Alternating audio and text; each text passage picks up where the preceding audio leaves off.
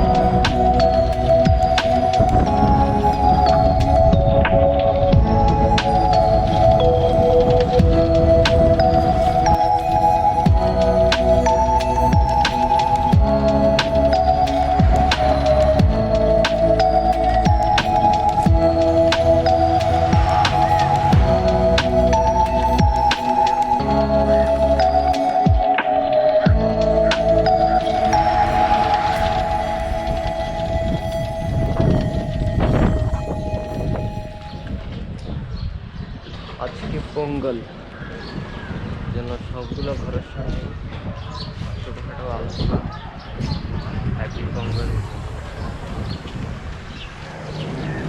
ওর পাশেই সমুদ্র, বাম পাশে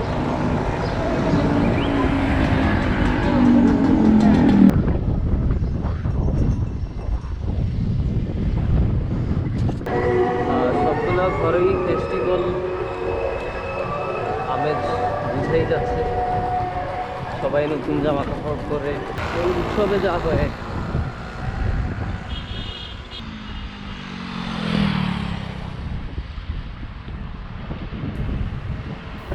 Pongal is a 4-day long harvest festival celebrated in Tamil Nadu, which falls in the month of Thai, when crops like rice, sugarcane, turmeric are harvested. The term Pongal in Tamil means to boil, and this festival is celebrated as Thanksgiving ceremony for the year's harvest.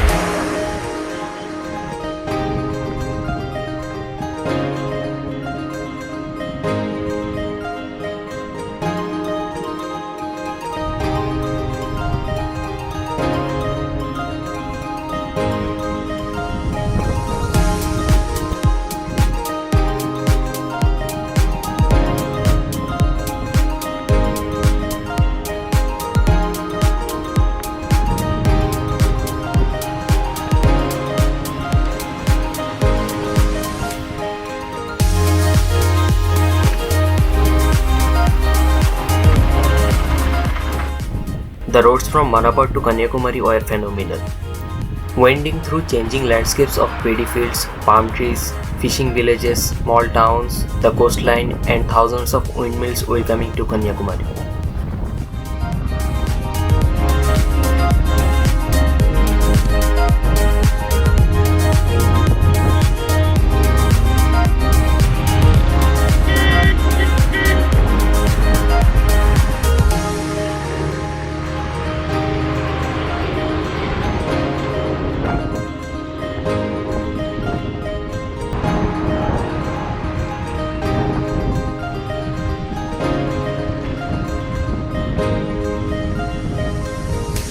Another shocking things I got to know about Kanyakumari is some people come here for suicide. That's why there is a restriction in giving room to single people. So it's very obvious that I didn't get any lodge or hotel to stay. After roaming around 2 hours, I got information about an ashram from a Bengali hotel manager, which is Bharat Sevashram Shangha Ashram. I reached there and finally got a place to stay the night. By the way, I am in Kanyakumari, the southernmost town in mainland India.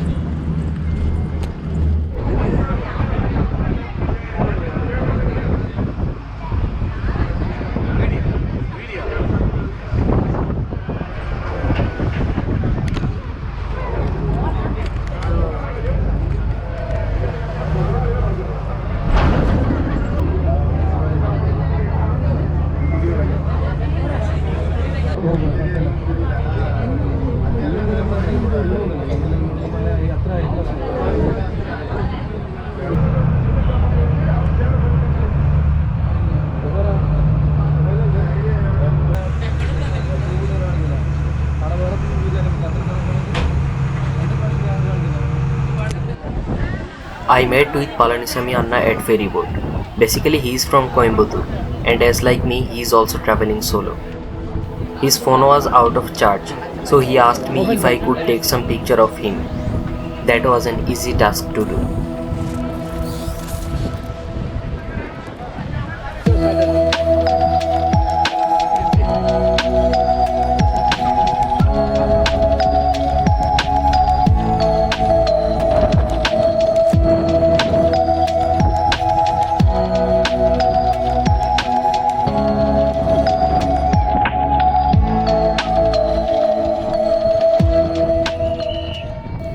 In 1893, Swami Vivekananda visited Chicago to represent India and Hinduism at the first Parliament of the World's Religions and gave a cracking speech that sent ripples across the world.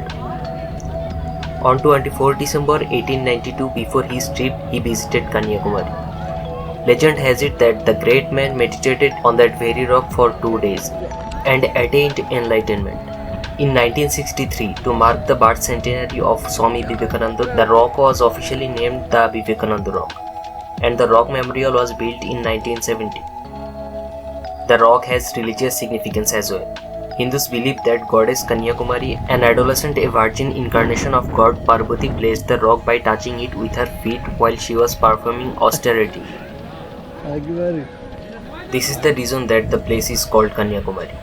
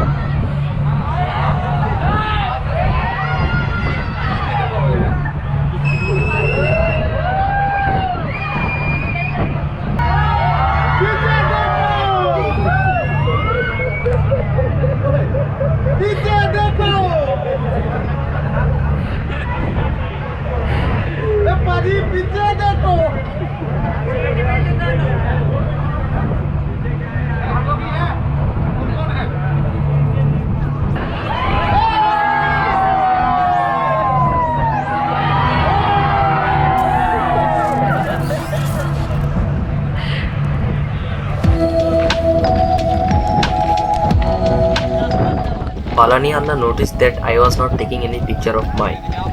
He insisted me to take my picture. It was a lovely time with him.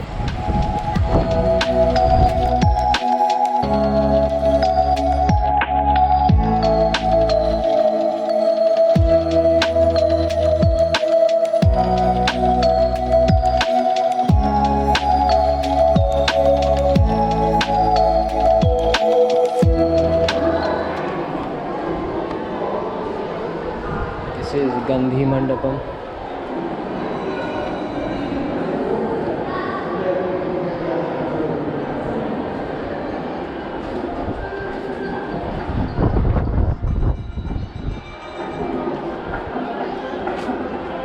Don't drive without license, insurance, and registered not vehicle.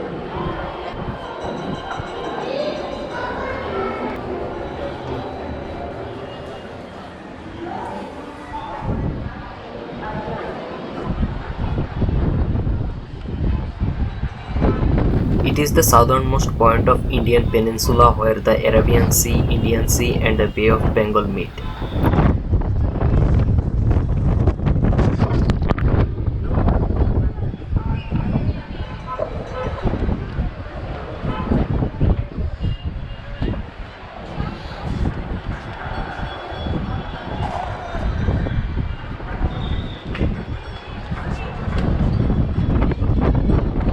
While Kanyakumari is mostly known to be a destination for pilgrims, the city has a lot more to offer than just being a spiritual gateway.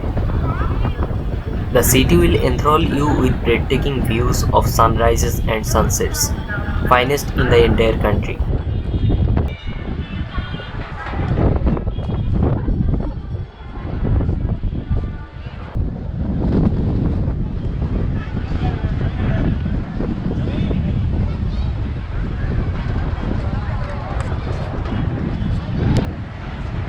So this is the Kanyakumari temple, and that is the Vivekananda Rock Memorial. ওখানে গিয়েছিলাম একটু আগে।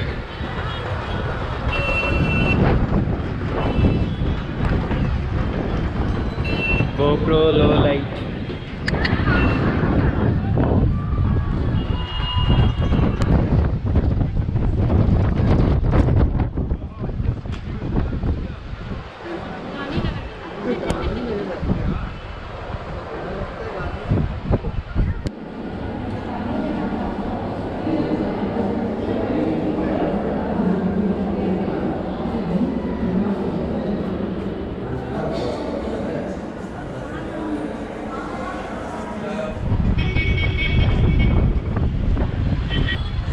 আজকের মতো এখানে ঘোরাঘুরি শেষ।